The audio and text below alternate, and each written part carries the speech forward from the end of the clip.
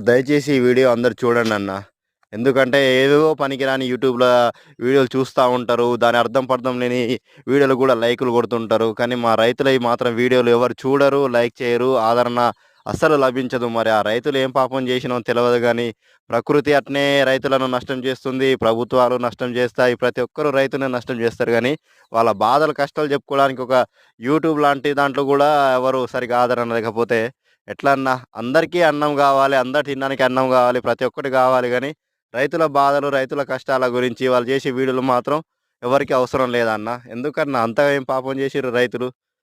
మనకు fast food సెంటర్‌లున్నాయి గదా! బేకరీలున్నాయి. ప్రతి ఒక్కటి అనుకుంటారుగా అన్న. ప్రతి ఒక్క ముడి పదార్థం అన్నీ మన రైతులు పండించిన పంట ద్వారానేగా అన్న వచ్చేటియి.